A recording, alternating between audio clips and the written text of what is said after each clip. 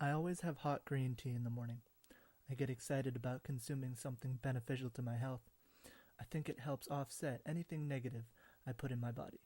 It started recently. My live-in girlfriend started racing out of bed in the morning, staying gone for a couple of hours, then getting back in bed.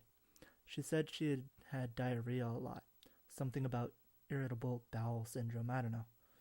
I know she wasn't eating right. I also know that our relationship was in the shitter and she's just hanging around my place because she can't find a place to stay. I'm pretty sure she hates me now after years of companionship. I probably shouldn't have cheated on her, but to me a fuck is a fuck, but I love her. She can't understand the difference or what it's like to be a young man like me. I guess I love her because I feel the need to help her. She always seems helpless and unstable, as if she couldn't take care of herself on her own. I know that's bad of me to say, but it's true with her. I work a lot. She doesn't have a job because she has failed to keep one.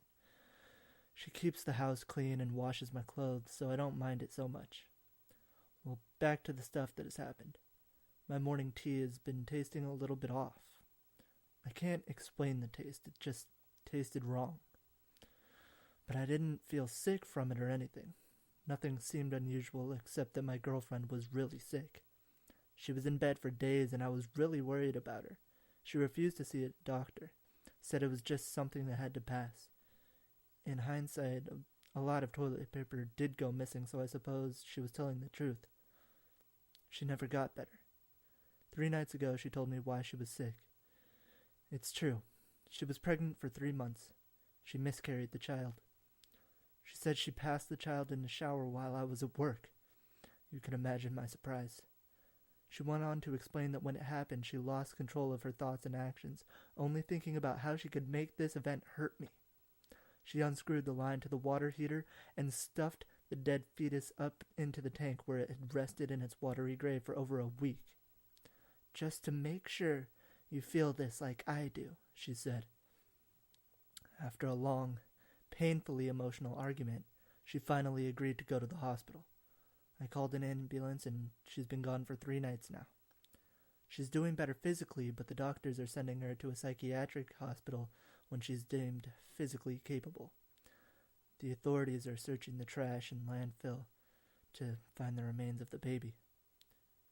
It's the morning of the 4th day and I'm sitting here with my hot green tea. I've grown accustomed to the flavor of my only child, ever spoiling in the water. I've always thought my morning ritual was meaningful, yet now it means more than anything. This tea is a part of me and her. I miss her. I would have taken care of the baby and her all at the same time. Now that I know every shower I take and every dish that I wash is a ritual of being close to my child. I haven't washed my clothes at home since I found out. It's a waste. The faucet seemed a little clogged when I filled my cup this morning, so I unscrewed the tip of the faucet and was surprised to see my little baby's hand in the piece. So tiny, stark white. I held it. I'll have to collect the rest very carefully. I'm making a little box, so I can have a place to collect my child. I'll store it in the freezer. Until then, I'll just sip my tea with a watchful eye.